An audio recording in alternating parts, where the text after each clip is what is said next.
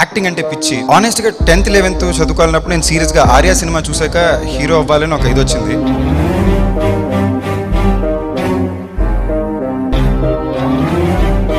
అంటే బాబ్జీ ప్రతి ఒక్కరికి ఒకటే గోల్ ఏడదుగా. నీకు ఎలా ఉద్యోగం గోలు, నాకు డైరెక్ట్ చేయడం గోలు, ఆడికి బిజినెస్ పెట్టడం గోల్. ఆనెస్ట్లీ నేను ప్రస్థానం స్నేహగీతం చేసినప్పుడు ఫస్ట్ సినిమా దొరకడం చాలా కష్టమైంది. రేపు దొరకదా అని తెలియని ఒక సిచ్యువేషన్ ఉన్నాను. సో సినిమా దొరకడమే చాలా పెద్ద యుగంగా ఉండింది. విను, ఈ పురుగు నిన్నా మొన్నా మొలిసింది కాదు, చిన్నప్పటి నుంచి నాలో పాకి పాకి నత్తికెక్కింది.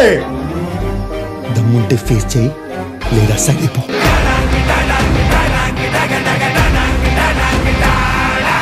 నాకు సందీప్ ఎప్పుడు చూసినా సరే మొదటి నుంచి కష్టం, టాలెంట్ కాన్స్టెంట్ గా కనపడింది, అదృష్టం కాన్స్టెంట్ గా కనపడదు. అసలు సినిమా చేయగలనా లేదా అనుకునేవాడిని. నేను 3 భాషల్లో సినిమా చేశాను, 21 సినిమా చేశాను. కొన్ని పెద్ద పెద్ద డైరెక్టర్తో ఇప్పుడు నాకు రిలీజ్ సినిమా అంటే I think I'm going the right way.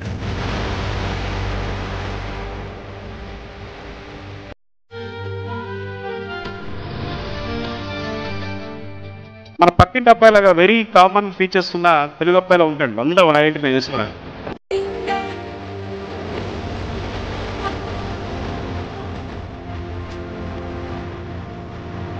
Sandeep, I wish you super star.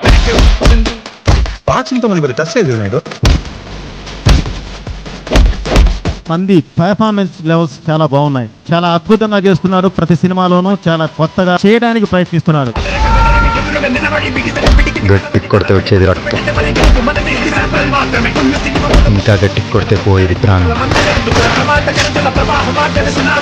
ఈ రెండు కాకుండా మన్నించి వదిలేయడమే మానవ. సందీప్ సినిమాకి హార్డ్ వర్క్ నమ్ముకుంటూ కొత్తగా చేయాలి, కొత్తతనంతో చేయాలి అని బాగా తపన పెడుతూ ఎప్పుడు మేము కలిసిన వీళ్ళు ఓన్లీ డిస్కస్ పెట్టుకున్నాం.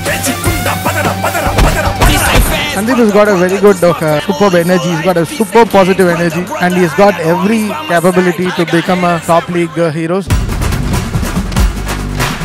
ఏంటి అసలు అతను యాక్టింగ్ చేస్తున్నట్లు లేదు, ఇట్స్ సో న్యాచురల్.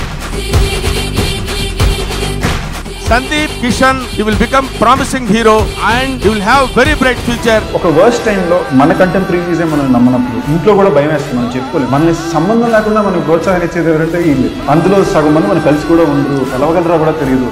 బట్ అన్న లవ్ యూ అన్న పొద్దున్నే మన ఎప్పుడో ఫోటో తీసి పెడతారు. ప్రతి ఊళ్ళో ప్రతి కాలనీలో ఒక సందీప్ కిషన్ ఉంటాడు. అంత అంటే he is a common man hero.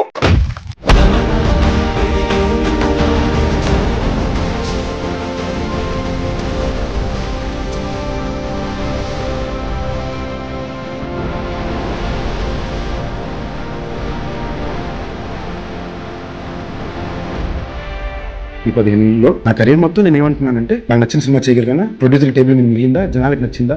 అప్పుడు మనకే ఒక ఫోన్ కాల్ వచ్చింది, అంతా బాగుందండి, పెద్ద నెంబర్ కనిపించాలండి. నేను పెద్ద నెంబర్ అనే ప్రయత్నం